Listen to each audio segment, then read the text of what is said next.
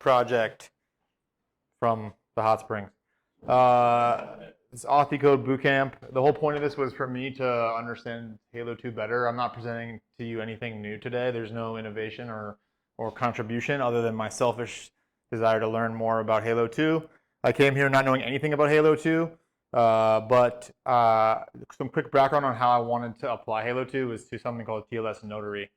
And so TLSnotary, real quick, it can do multi-party compute on TLS session keys. And so when your browser relies on this root of trust. I don't know if you guys probably understand how this works.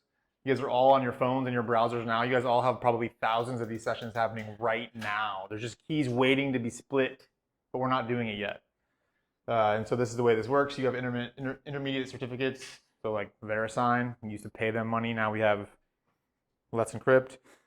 This allows us to split a session key into two pieces, and then a notary service has one of the pieces and allows a client to commit to session data using a blind signature from that notary service. This is really complicated. I'm not going to get into the details of this. We had a presentation earlier today on MPC. Go talk to him. He's an expert. But basically, any of your browser tabs, you can create proofs in the future. It'll be everywhere, hopefully. You can create things and commit to things on chain that are on the internet. We're relying on that root of trust. If you trust the certificates that back Venmo's website or GitHub's website or Facebook's website, you should trust the things that TLSnotary outputs. If you don't trust those certificates, you shouldn't be on the internet at all. It's a choice you have. And so the notary also blindly signs things, and the notary does not get to see who you're talking to or what you're saying over the TLS session. It just signs the content as this third party when we're splitting the session key using garbled circuits. But this TLSnotary is just about to do a ZK upgrade, and so they're going to add a Halo 2 backend for Poseidon hashing. And so they were supposed to commit this 2 weeks ago. It's actually a huge migration in their code base to do it. And so I was hoping to use this time to create a demo today to showcase that. Because I came here going like, what the hell is Halo 2? Like my way to try to learn Halo 2 was to just like show the circuit that AuthDecode was using and like figure out what's going on. And this is not a good way for a newcomer to like look at Halo 2. Like you have no idea what's going on. Like what are these rows? What are these columns? This looks like a Excel spreadsheet from hell is what this looks like to me. And so luckily he's not here, he left, but I had PSE to the rescue. And so at the Hacker House I was able to get some help from someone who knows a thing or two about Halo 2 and Poseidon hashes to like walk me through essentially Tornado Cache. How does that work? Like why does it? Because my head is like a hashing function is a black box. Like I put strings in and I get strings out that have specific characteristics, right? You change one byte of input, one byte. There's no private inputs to SHA-1. There could be private inputs to Poseidon. And so this gentleman, which I wish he was here, helped me understand like what you could do with those things, why you would use them, and like it helped. That's why I came here, is to understand it from like the way I learn is through other people, not through like source code.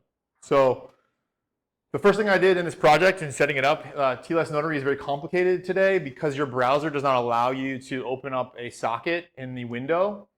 And so they use WebSockify. And so the first step I had was trying to make it easy for anybody to go to TLSnotary, basically do like git clone and then npm I, and then have everything just working correctly out of the box. So that was the first step, to set up the Halo 2 PSE verify smart contracts, to set up a DApp to actually do the verification check, to set up a web app to generate a proof, to set up the notary service, and to set up WebSockify. So like that's easy. This is done. It's nothing interesting. And then the cool part is actually like using the Poseidon Halo 2 backend and TLSnotary. So like the notary service and then your client are basically using Poseidon to like commit to things on chain. Basically, like you want to commit that I just transferred $1 Venmo payment to anybody in my browser. TLSnotary will create a Poseidon hash that like you can check on chain to prove that that's true, if you trust the notary service that created the hash. So as of right now, the repo exists to do all the work that we worked on this past week, but TLSnotary never merged the AuthDecode pull request, this branch is still not merged because it's a huge refactor for their Rust code base. And so it doesn't actually work yet, but it's a good place to start if you're interested in like what real world services would actually use Poseidon 2 and how would a service actually use something like TLSnotary. So this is like 6 services running, all using SSL correctly. It's not using localhost. It's not using, like 127.0.0.1, and like it's all set up correctly in this repo. So that's like what we're going to continue to work on as we move forward with TLSnotary, is like how do people run stuff correctly. And it does work though. So like the in-browser performance for Poseidon for verifying, like there's no context here. You guys don't know what it's like, what they're doing now versus what they're about to do. But the verification is like, as you guys know, with hash functions, is like super fast to like check a hash. And so that's the same. That same thing holds true with Poseidon. And this is verifying arbitrary. I think I checked this with like Citibank data in my browser or something, like their JSON response for like my balance in my bank account. So this works. It's close.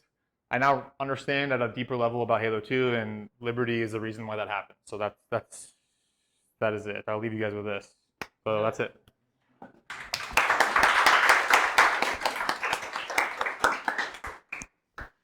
Cool. Does anyone have the question?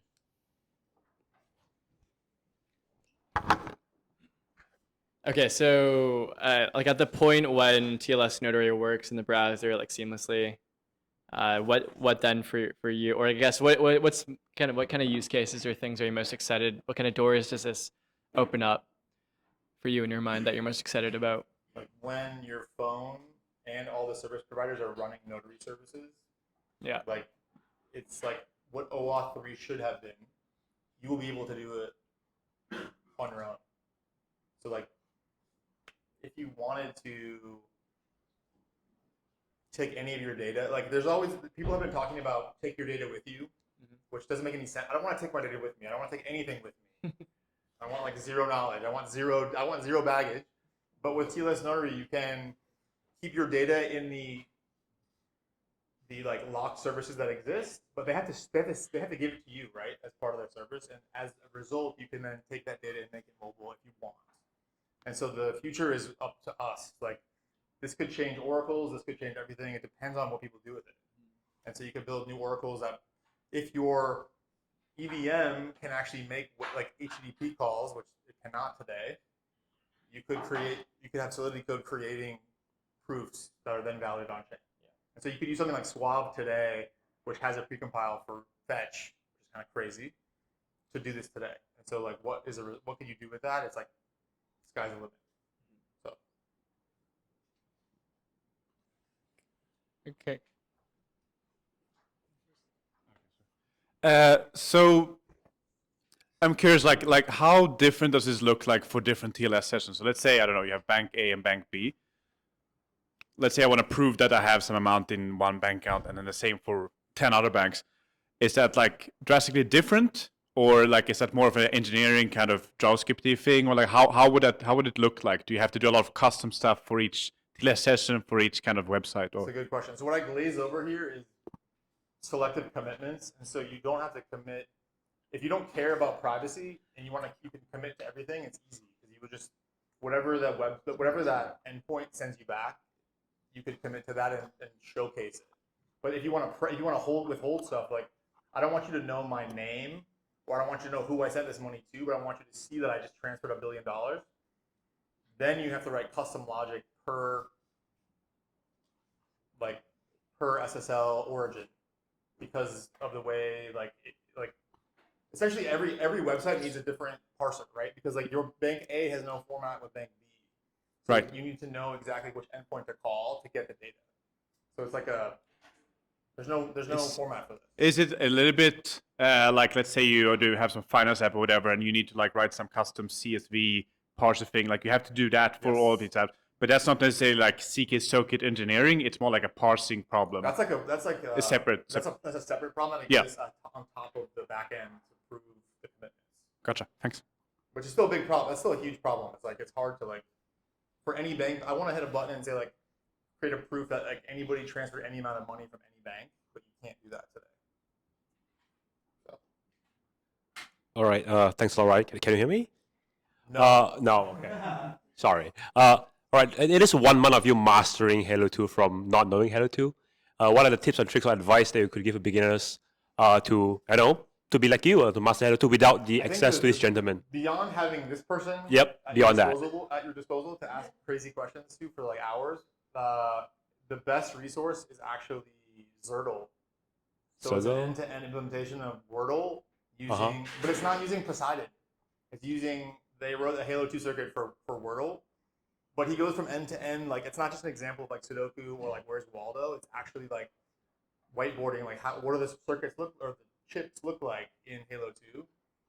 But I really had a problem with Poseidon in my head because I had a mental issue with like what is a hash function and like why does it even exist in Halo 2. So like I needed him.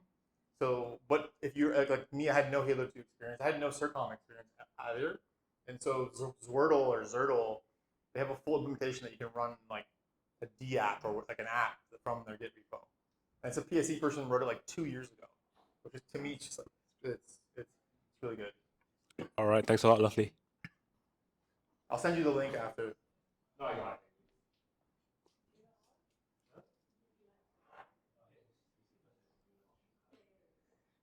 All right. Thank you.